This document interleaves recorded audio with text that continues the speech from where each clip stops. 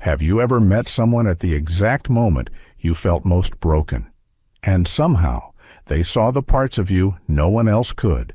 On her wedding day, Madison Clark lost everything she thought she could count on.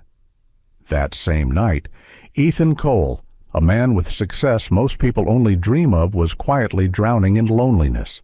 Two strangers, each carrying a private storm, found themselves in the same quiet corner of a Charleston jazz bar. One conversation, one moment of understanding, and the beginning of something neither of them expected. If you were in their place, would you risk trusting someone new, even when your heart was still in pieces? This is a story about loss, hope, and the kind of love that doesn't just find you, it saves you.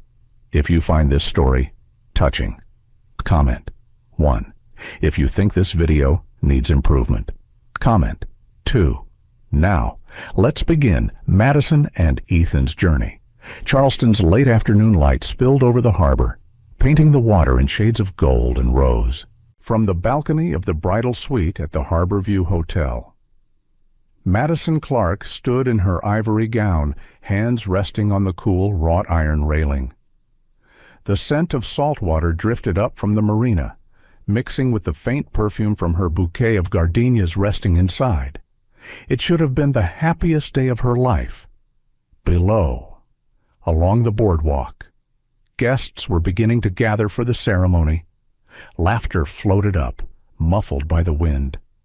Somewhere down there, Ryan Miller, the man she had loved for 5 years, was shaking hands, greeting family, promising forever. Madison's heart ought to have been racing with anticipation.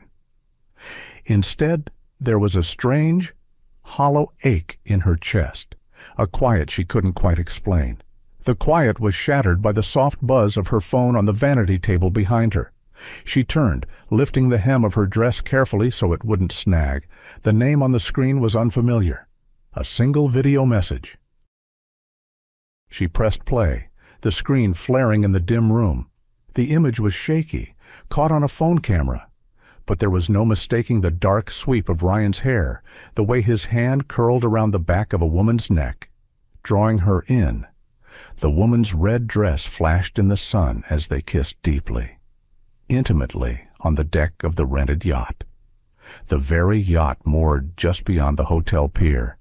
The timestamp read 45 minutes ago. The air left Madison's lungs in one jagged exhale. Her knees wavered beneath the heavy silk of her gown. For a moment, the world tilted. The sound of the ocean roared in her ears, and the taste of salt on her lips was no longer the sea breeze, but tears. She set the phone down as though it had burned her. Her reflection in the full-length mirror showed a woman she barely recognized, wide eyes, trembling hands, the careful sweep of makeup beginning to blur at the corners. She thought of the mornings Ryan had kissed her forehead before work, the way he had promised. "I can't wait to see you walk down that aisle." And now she saw his mouth on someone else's. A knock came at the door, followed by her friend Sophie Bennett's voice, light but strained. "Mad, they're asking if you're ready for photos." Madison swallowed hard, her throat raw. "Just give me a minute." She turned back to the balcony. The gulls wheeled lazily above the water, oblivious. Down below, the yacht bobbed gently against its ropes, white against the blue-green tide. She could almost see them, Ryan and that woman, their bodies close in a way he hadn't touched her in months. Her fingers found the zipper at the back of her dress, but it snagged halfway. She yanked again, the lace biting into her skin. Panic clawed at her chest. She couldn't stay here, couldn't smile for photographs, couldn't pretend that everything was still whole. In one sharp breath, she kicked off her heels, the beaded straps clattering against the hardwood. The cool floor met her bare feet as she gathered the skirt in both hands and bolted for the door. The hallway was empty, the air-conditioned chill a stark contrast to the heat pressing in from outside. She hurried past framed paintings of Charleston's cobblestone streets, down the service stairs, her heart pounding in her ears. Out through the side exit, she stepped into the sting of the evening breeze. The sand at Folly Beach was still warm beneath her feet, fine grains slipping between her toes as she walked faster. Then ran. She didn't know where she was going, only that each step took her farther from the vows she could no longer speak. The hem of her dress dragged through the tide line, the salt water darkening the silk. Somewhere behind her, voices called her name. Sophie's voice, then her mother's, sharper, worried. Madison didn't stop. She reached the far end of the beach, where the pier cast a long shadow over the water. Leaning against one of the weathered posts, she caught her breath, her chest rising and falling hard. It wasn't just the betrayal. It was the sudden, gut-deep realization that she'd ignored the signs the late nights at the restaurant, the evasive answers, the way Ryan had stopped asking about her photography projects. Maybe, she thought bitterly, this day had been doomed long before the dress, the flowers, the menu tastings. Her phone buzzed again, another call from Sophie. Madison stared at the screen until it went dark, then slipped it into the pocket she'd sewn into the lining of her gown. She wasn't ready to explain. Not yet. Above the rush of the waves, a single thought settled in her mind, heavy and cold. There's no going back. Somewhere deep inside, under the hurt. A quieter truth flickered, one she couldn't name yet. She had no idea that this single decision to walk away would change everything in ways she couldn't imagine. And it would begin that very night. The street lamps along East Bay Street flickered to life as twilight sank over Charleston. Madison kept walking, the hem of her gown torn and wet, clinging to her legs with each step. People turned to look, a barefoot bride in a city that loved its gossip, but she kept her eyes on the uneven bricks beneath her feet. The sound of music drifted through the humid air, a slow, sultry saxophone line weaving around the hum of conversation. The glow spilled from the open door of a place she'd passed 100 times but never entered Harborview Jazz Bar. She hesitated. Going inside meant stopping. Stopping meant feeling, and she wasn't sure she could handle the weight pressing against her ribs. Still, the thought of another block with her thoughts clawing at her made her step over the threshold. The room was warm, the kind of warm that wrapped around you like a quilt. Low amber lights reflected off the polished mahogany bar. A faint scent of old wood, bourbon, and something sweet, maybe vanilla, from the candles flickering on each table mingled in the air. Conversations dipped as a few patrons noticed her, then rose again. Quieter now.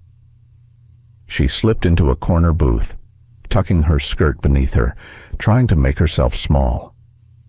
The bartender, a man in his late 50s with a kind face, approached. Rough night. His voice was gentle, without judgment. Madison managed a weak smile. "You could say that." "Whiskey, okay?" he asked, already reaching for a glass. "Neat," she said, surprising herself. She rarely drank anything stronger than wine. The first sip burned, but the warmth that followed was welcome. She let her eyes wander to the small stage in the corner, where a trio played piano, bass, and saxophone. The music was slow and low, the kind that carried both sadness and comfort in equal measure. That's when she saw him. He was seated alone at the far end of the bar, his posture relaxed but his gaze distant, fixed on the amber liquid in his glass. Dark hair, just a little unruly. A crisp white shirt with the sleeves rolled to his elbows.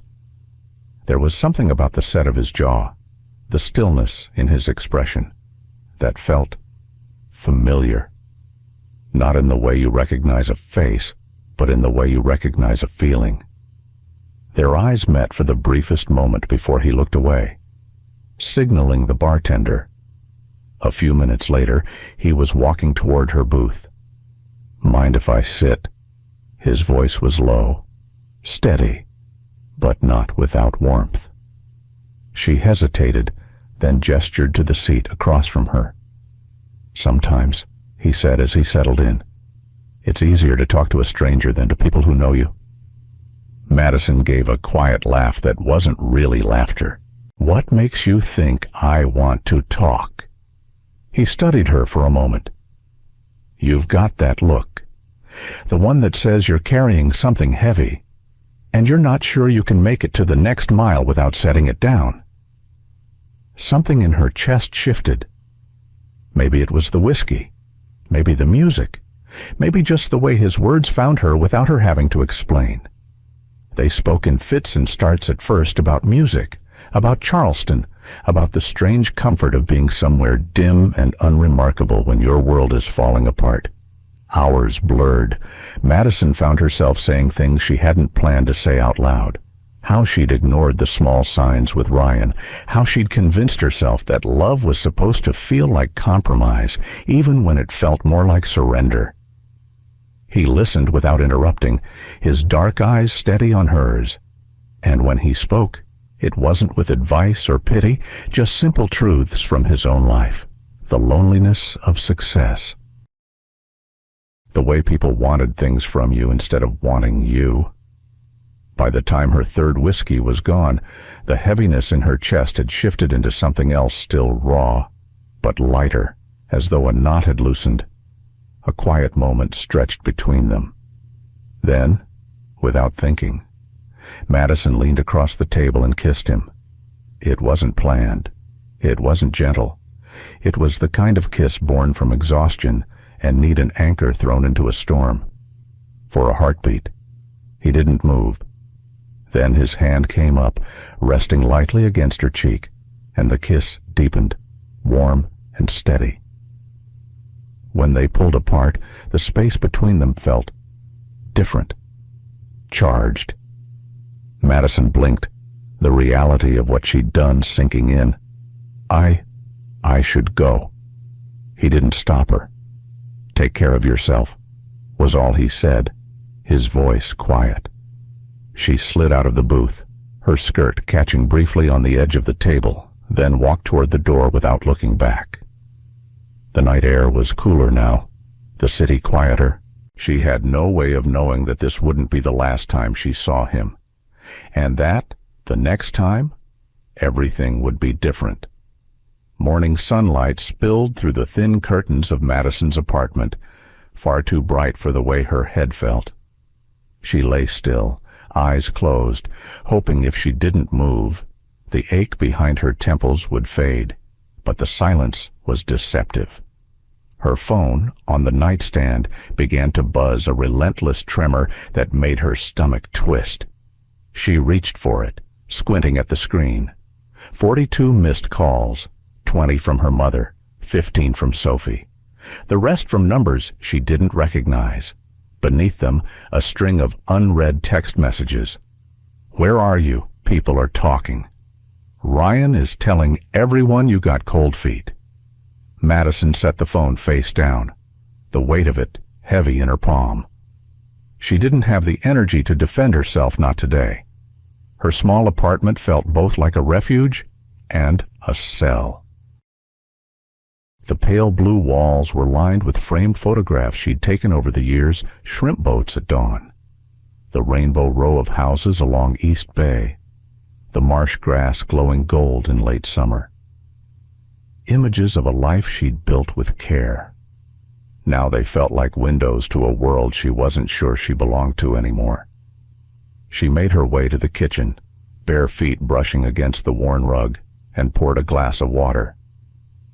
Her hand shook slightly as she set it down. The taste of last night's whiskey still clung to her tongue. It wasn't just the hangover, it was the realization that she'd crossed some invisible threshold. She couldn't go back to the Madison who believed in the version of Ryan she had loved. She couldn't unsee that kiss. She couldn't unknow the truth. A soft knock came at the door. Sophie's voice filtered through, quiet but steady. "It's me. I brought coffee." Madison hesitated, then unlocked the door. Sophie stepped inside, carrying 2 paper cups and a small paper bag. "Blueberry muffins," she said, offering a half smile. "Thought you could use something that didn't come from a bottle." They sat at the small table by the window. Madison picked at the muffin, breaking it into pieces she didn't eat. Sophie filled the silence, telling her about a music class she'd taught the day before, the way one of the students had insisted on playing Amazing Grace 3 times in a row. "Finally," Sophie said. "You don't have to tell me everything, but I'm here. For whatever you need." Madison's throat tightened. "I don't even know what I need." Sophie reached across the table, covering Madison's hand with her own. "Then we figure it out one day at a time." Later that afternoon, Madison opened her email, hoping to distract herself with work.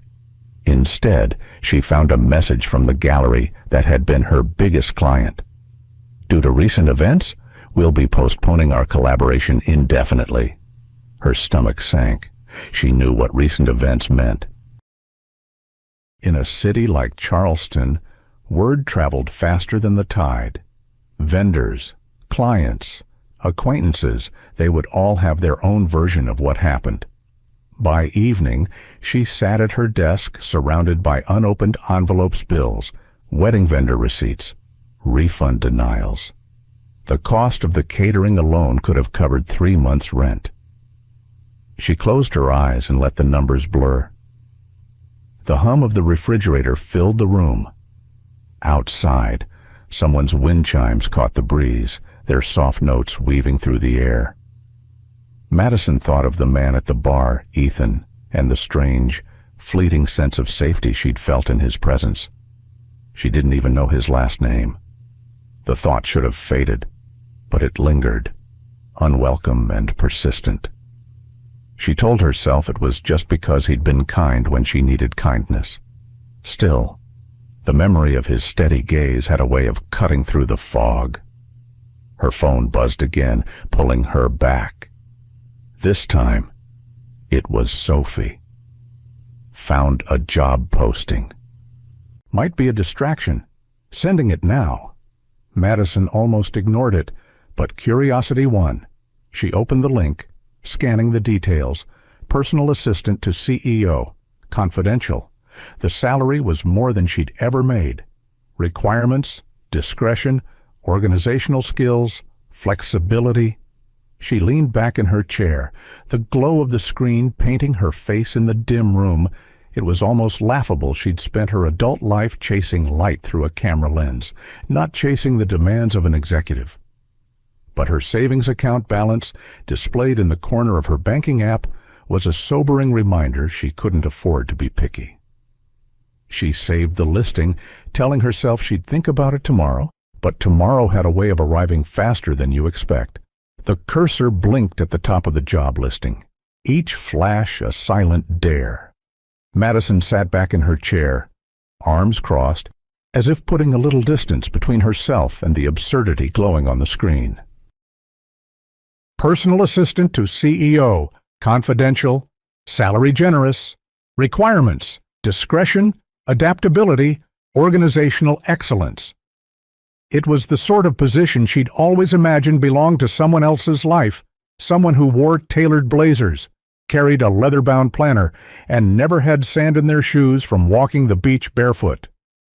Her reflection in the laptop screen told another story, a woman in an old cotton t-shirt, hair tied in a knot that had given up halfway, with eyes that hadn't quite recovered from the night before. The practical voice in her head was quick to remind her that the rent was due in 3 weeks, that the deposit for the canceled wedding venue wasn't coming back, that her bank account balance, sitting just over $400, would vanish after one more trip to the grocery store and a utility bill. She closed the laptop and pushed it away, as if that could also push away the thought. An hour later, the laptop was back open. She read the posting again, slower this time, noting the words flexible hours and confidential projects.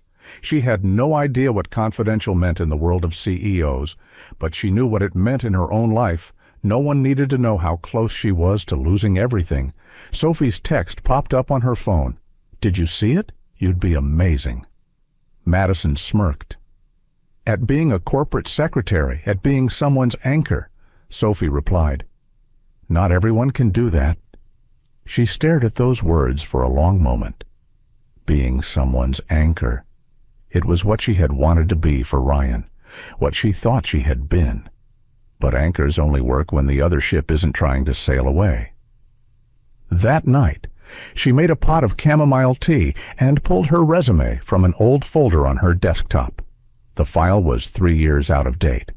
She filled in the Gap's wedding shot. Exhibitions featured a brief stint doing product photography for a local boutique. None of it screamed executive assistant material, but she leaned hard on her organizational skills, her ability to juggle multiple deadlines, her discretion with high-profile wedding clients.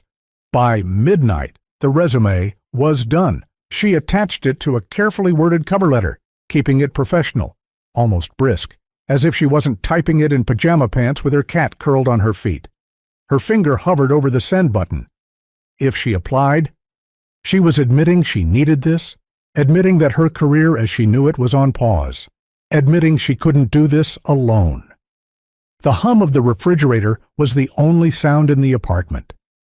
Outside, the faint foghorn of a boat echoed from the harbor. She clicked send. The email vanished into the digital void, leaving behind a strange lightness and an equally strange sense of dread. She closed the laptop and turned off the lights, the apartment sinking into darkness around her. She told herself she'd forget about it in the morning, that she wouldn't sit by the phone waiting. But as she lay in bed, staring at the ceiling, she couldn't help wondering who was on the other end of that posting, and what exactly they were looking for. The call came 3 days later, just after Madison had convinced herself she'd never hear back. Miss Clark. The voice on the other end was crisp, professional. "This is Lauren Parker from Coltech's Human Resources Department. We've reviewed your application for the personal assistant position. Are you available for an interview tomorrow at 10 a.m.? Madison gripped the phone tighter, her heart thudding. Yes, I am. Please bring a printed copy of your resume. Our offices are at Coltech Tower, downtown. Ask for me at the front desk." After they hung up, she sat for a long moment, staring at the sunlight pooling on her kitchen floor. Coltech. She'd heard of them, a tech giant with contracts all over the country. She knew nothing about the CEO. Then again, the posting had made it clear this wasn't about him. It was about the job. The next morning, she dressed in her only tailored blazer, pairing it with a simple blouse and slacks. Sophie had insisted on lending her a structured leather bag to make you look like you know what you're doing, as she put it. Coltech Tower rose sleek and glassy against the Charleston sky, a contrast to the cobblestone streets and pastel facades surrounding it. Inside, the lobby gleamed with white marble, sunlight streaming through floor-to-ceiling windows. Madison approached the front desk, where a receptionist with perfect hair and a warmer-than-expected smile handed her a visitor badge. Lauren Parker was waiting early 30s, efficient without being cold. She led Madison to a conference room where another man sat, Mark Jennings, the company's chief operating officer. The questions came steadily. Could she handle complex scheduling? Was she comfortable working with sensitive information? How did she manage stress? Madison answered as honestly as she could, leaning on her experience, juggling demanding clients and time-sensitive projects. Mark nodded toward Lauren. "I think we're aligned. There is one more step. The CEO would like to meet you before we make any decisions. Are you available now?" Madison's pulse skipped. "Yeah, of course." They stepped into the elevator. Lauren made polite small talk about the company's community initiatives, but Madison barely heard her over the hum of the machinery and the pounding of her own heartbeat. The elevator doors opened to a reception area that felt more like a private penthouse than an office. Panoramic views of the harbor, understated art on the walls, the air faintly scented with something expensive and hard to name. Lauren knocked once on a set of tall glass doors, then stepped inside. "Ethan, your candidate is here." The man at the desk had his back to them, speaking into a headset. "No, we can't roll out until the security protocol is airtight. I don't care how fast the market's moving if it's not ready. It's not ready." He ended the call, straightened, and turned. Madison froze. Ethan Cole, the man from the bar.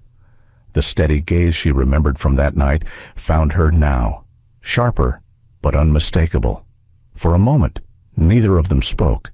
Recognition flickered in his eyes, surprise. Then something she couldn't read before a professional mask settled over his features. "Miss Clark," he said, his voice even, "please, have a seat." She moved to the chair across from him, her knees feeling less reliable than usual. Lauren and Mark took seats to the side, seemingly oblivious to the undercurrent in the room. Ethan opened a folder, her application, and glanced at it briefly. "Your background is unconventional for this role," he began, "but your references speak highly of your reliability and discretion."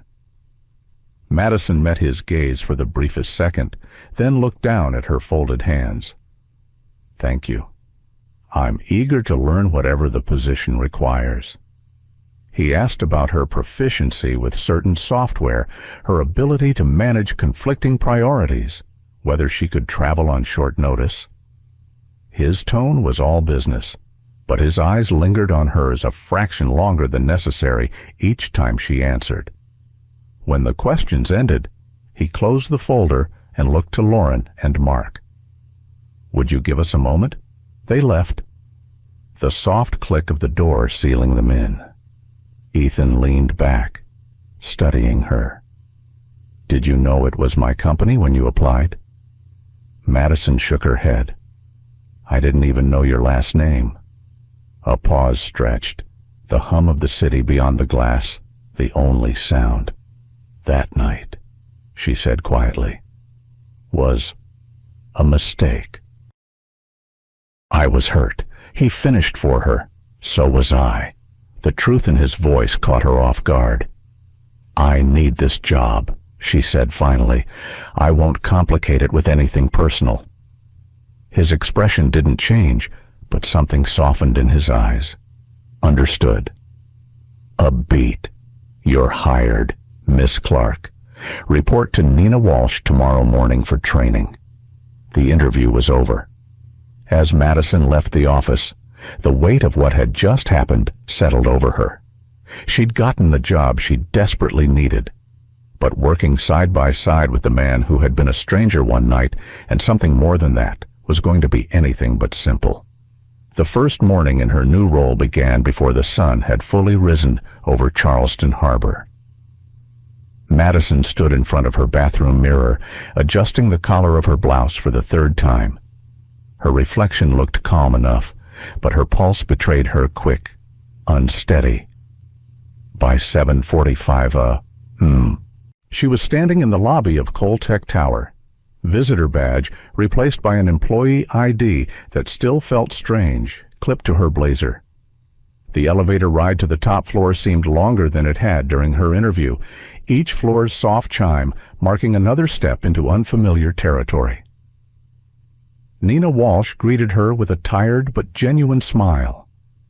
At 8 months pregnant, she moved carefully, one hand often resting against her belly. "You'll do fine," she assured Madison, handing her a neatly organized binder. "Everything you need to know is in here, or at least, everything I think you need to know. Ethan has his own way of doing things." They spent the morning at Nina's desk, which sat just outside Ethan's office, overlooking the panoramic sweep of the harbor. Madison learned the rhythms of the day the way Ethan liked his coffee black. One sugar, delivered at precisely 8:30, the unspoken order in which calls were returned, the subtle hierarchy of who could be put on hold and who never waited. It was more than schedules and emails. There was a quiet current to the way the office worked, a tension Madison could feel but not yet name. People spoke of Ethan with respect, but also with a certain hesitation, as if careful not to disturb whatever balance he kept. Late that morning, she carried a folder into his office. He was standing by the window, jacket off, sleeves rolled, the city's reflection in the glass behind him. "Mr. Cole," she began, keeping her voice steady, "the contract revisions you requested." He glanced at her, and for a moment it was like that night at the bar again, the weight of his attention settling fully on her. "Thank you, Madison." Her name and his voice felt different from anyone else saying it. She set the folder on his desk and turned to leave, but his voice stopped her. "How are you finding your first day?" She hesitated. A lot to take in, but "I like the view." Something flickered in his eyes, amusement, maybe before he nodded. The view's worth it. By early afternoon, Nina sent her on an errand to the 14th floor to deliver documents. On the way back, Madison caught snippets of conversation from two marketing managers in the hallway. "They say he hasn't dated anyone seriously in years." One murmured, "Not since," the other cut in sharply. "Careful. You know how fast things get around." Their voices faded as they moved past her, but the words lingered. That evening, when the rest of the office had emptied, Madison was still at her desk, fine-tuning a schedule for Ethan's upcoming investor meetings. The quiet made the ticking of the clock sound louder. She felt his presence before she saw him. Ethan stood in the doorway, tie loosened, fatigue softening the sharp lines of his expression. "You don't have to stay this late," he said. "I wanted to make sure tomorrow's agenda is exactly how you want it." He stepped closer, glancing at the color-coded calendar on her screen. "Efficient," he said, almost to himself.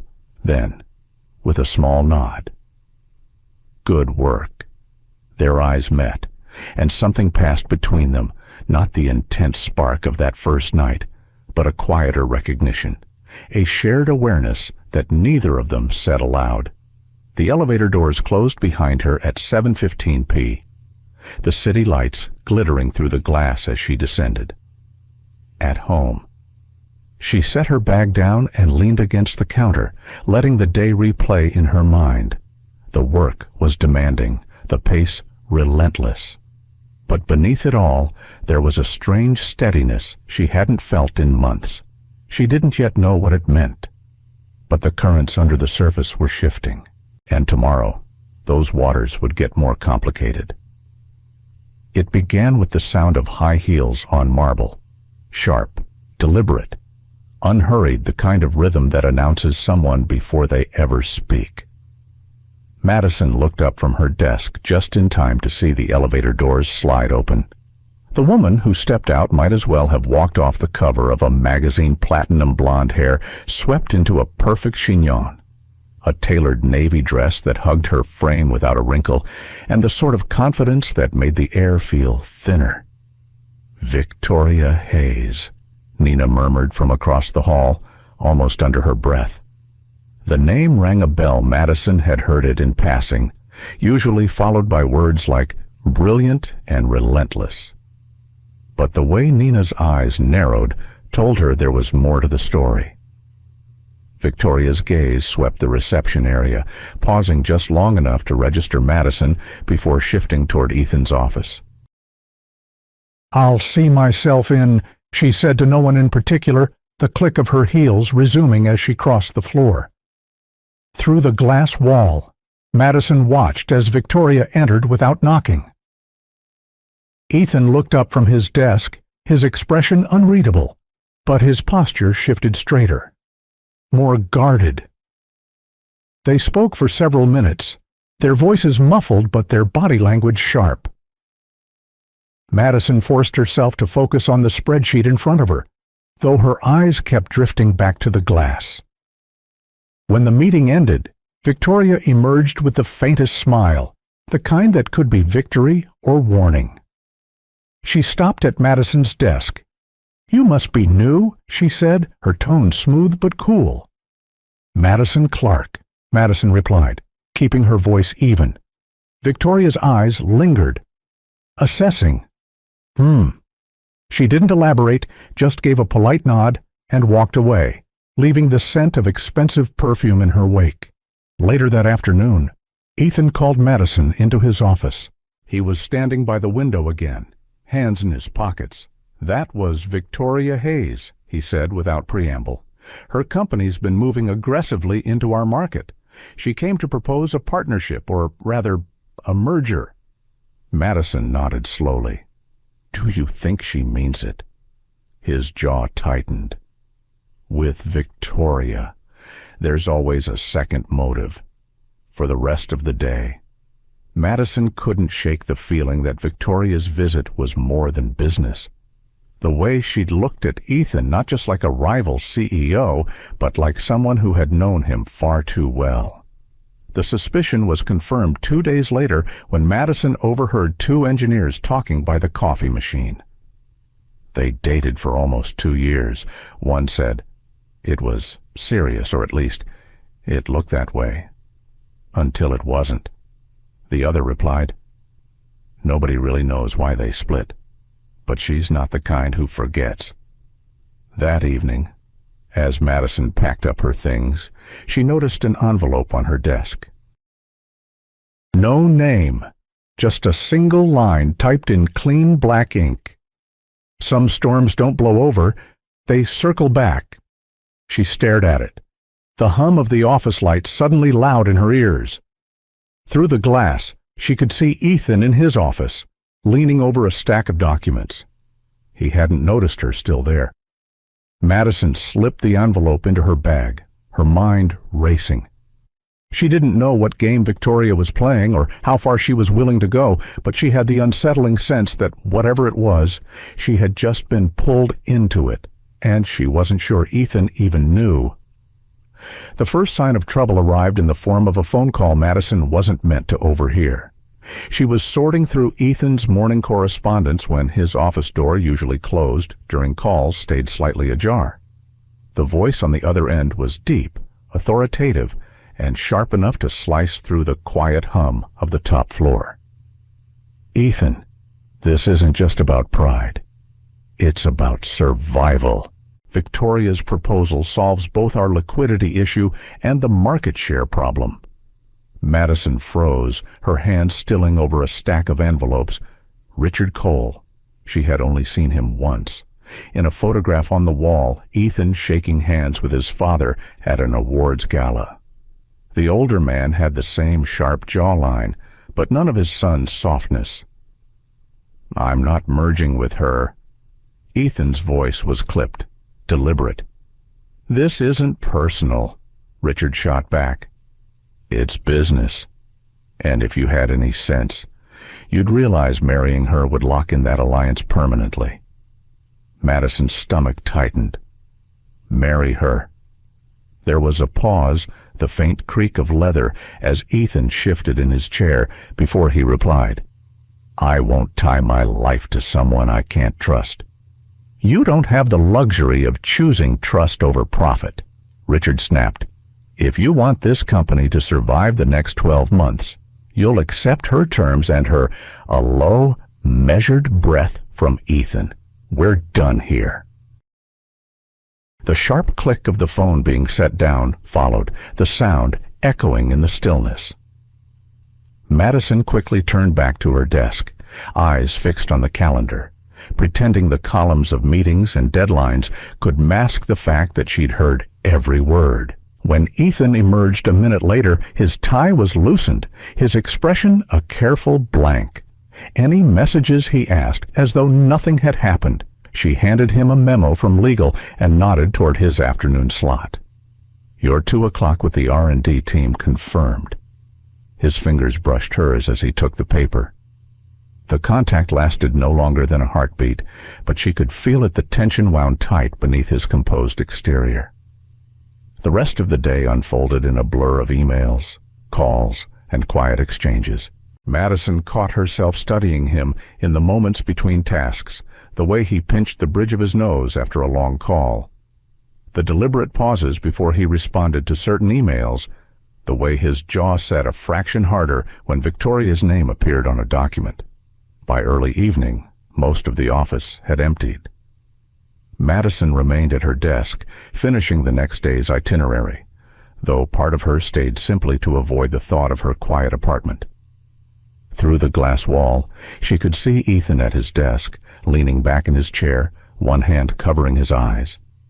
The city's lights shimmered behind him in the window, turning the office into a dim reflection of the harbor at night. Part of her wanted to knock, to step inside and tell him she'd heard the call, to say she understood what it was like to have someone try to steer your life in the name of what's best. Instead, she turned off her monitor, gathered her bag, and offered him a quiet good night as she passed. "Good night." "Madison," he replied, his tone warm but weighed down. In the elevator, she watched the floor numbers descend, her reflection faint in the mirrored walls. She told herself it wasn't her place. She was just his assistant. But on the drive home, the thought refused to let go. Maybe sometimes it was your place, if the person in question had no one else in their corner. That night, Madison sat on her couch with a cup of tea gone cold, the city's hum faint through her open window. Her gaze kept returning to the envelope Victoria had left on her desk days earlier. The words inside some storms don't blow over. They circle back, felt heavier now. If Victoria was the storm, Richard might be the wind pushing it toward Ethan, whether he wanted it or not. She set the envelope down, her thumb brushing over the edge as if it might reveal more than paper and ink.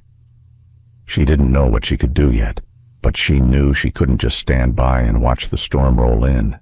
And deep down, she suspected the next wave was already on its way. She stared at the words as if they might rearrange themselves into something else. But they didn't. There was no explanation, no context, just the cold certainty of a meeting that promised more than polite conversation. When Ethan emerged from his office late that afternoon, jacket in hand, she asked as casually as she could manage, "Do you want me to prepare any briefing notes for tonight?" He paused just long enough for her to notice, then said, "No, I just want you there." The Lantern was the sort of place people in Charleston talked about in hushed admiration, a rooftop restaurant high above the city, where glass railings gave the illusion that you were floating over the harbor.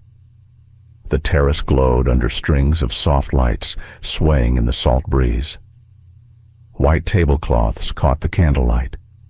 Each table a small island of quiet conversation.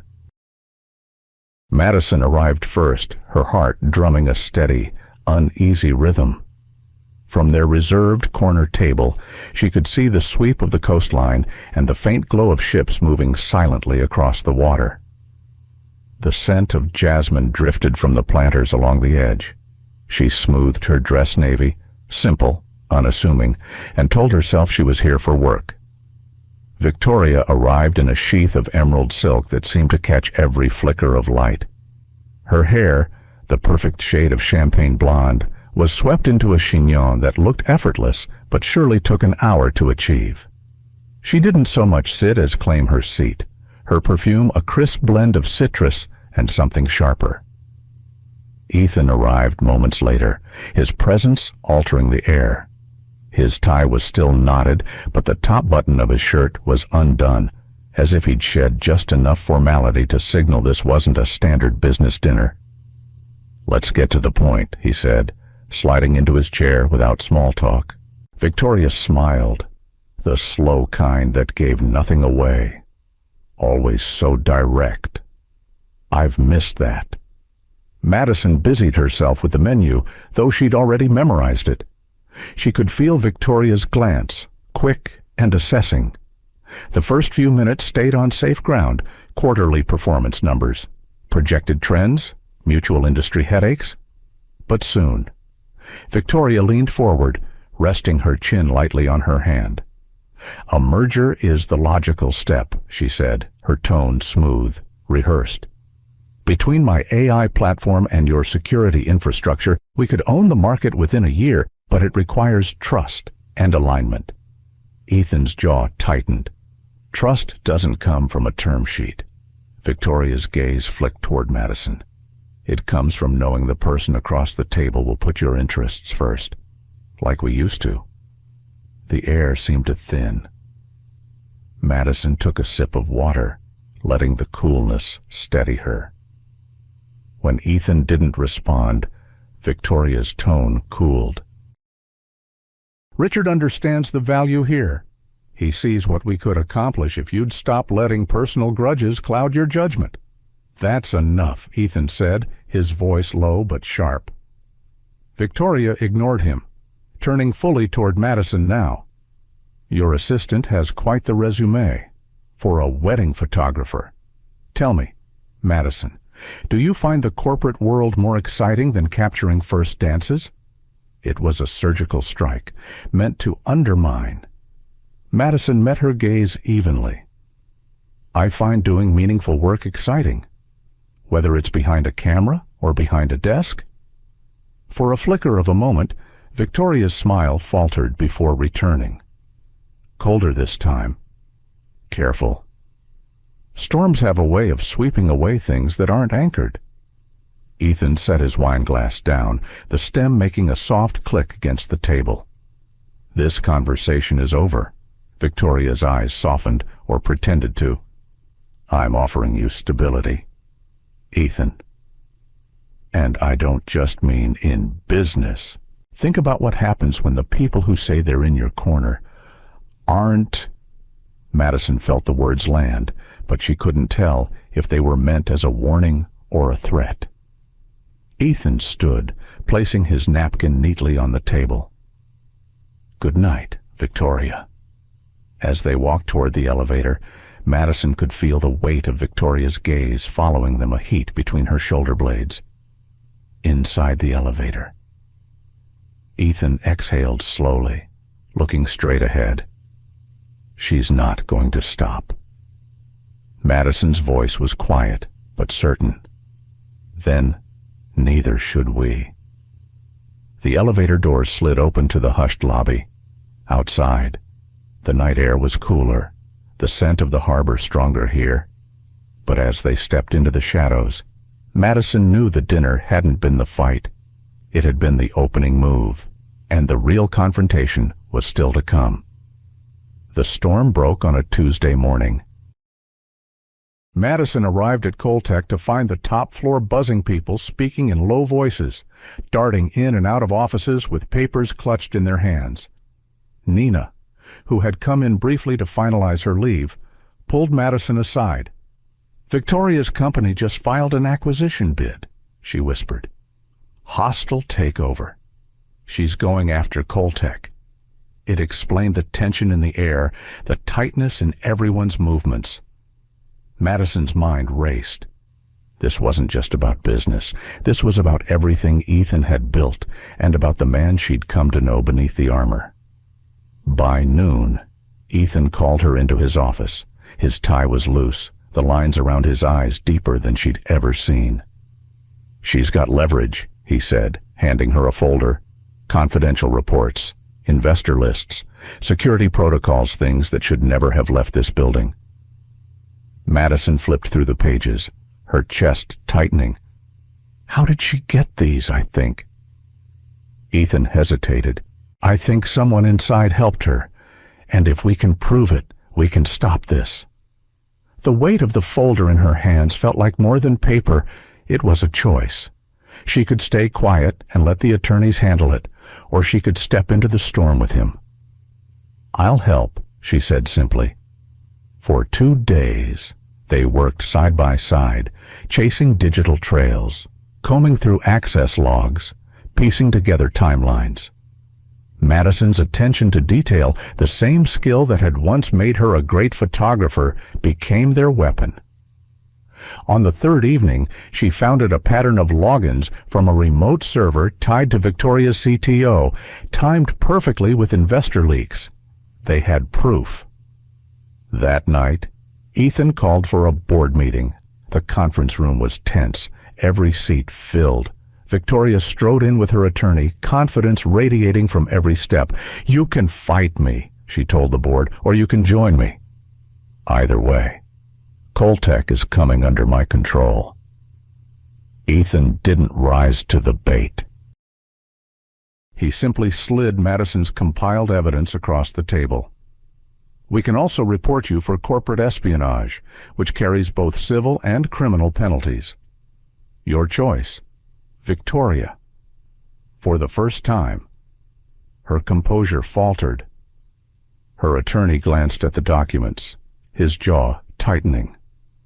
"We'll need a moment." They left the room. When they returned 10 minutes later, Victoria's gaze was sharp but colder now, the kind of cold that comes when a battle is lost. "You've made an enemy, Ethan," she said, then, with a pointed glance at Madison, "Both of you have." She walked out without another word. The room was silent for a beat before the board chair cleared his throat. "Well done, Mr. Cole and Miss Clark." By the time the meeting ended, it was after 9. The office was dark except for the glow from Ethan's window. Madison found him there, looking out over the harbor. "You saved my company," he said quietly. "You fought for it." She replied, "I just didn't let you fight alone." He turned toward her, something unguarded in his expression now. "My father wanted me to marry her for the business. He couldn't understand that I'd rather lose everything than tie my life to someone I don't trust or love." Madison's breath caught. "And what about tying your life to someone you do?" he asked. The question hung in the air. Not desperate, not rushed, just real. Her mind flashed through everything: the night at the bar, the mornings in the office, the quiet moments of understanding, the storms they'd weathered together. She realized that somewhere along the way, her heart had already chosen. "Yes," she said simply. Ethan stepped closer, taking her hands. "Then I think it's time we start building something together. Not just for the company, for us." 2 months later, Madison stood on the rooftop terrace of the Lantern again, but this time the air was softer, the evening warmer. Strings of lights swayed gently above, the harbor below catching the last gold of sunset. Ethan knelt in front of her, a small velvet box in his hand. "The night I met you, I thought I was watching someone run away from her life. Now I know you were running toward the life you deserved. I just hope I get to spend the rest of mine making sure you never have to run again." Her yes came through tears and laughter, the kind that felt like sunlight breaking through after a long storm. Sophie was there, grinning, and even Richard, after months of seeing Madison's loyalty and skill, offered a nod of genuine respect. Nina, holding her newborn, teased Ethan about finally having someone to keep him in line. On their wedding day, Charleston bloomed with spring. The ceremony was small, close friends, family, and the harbor breeze carrying the scent of salt and magnolia. Madison wore a simple gown, her bouquet tied with a ribbon from the dress she'd left behind on Folly Beach. As they exchanged vows, there were no doubts, no shadows, only the quiet certainty that they had both been through the fire and come out stronger. When the officiant pronounced them husband and wife, Ethan leaned in and whispered, "Thank you for walking into that bar." Madison smiled through happy tears. "Thank you for walking toward me." They stepped forward together into the applause, into the warmth of the afternoon, into the life they had chosen. And for the first time in a long time, Madison felt entirely at home, not in a place, but in a person. Life has a way of testing us in the most unexpected moments.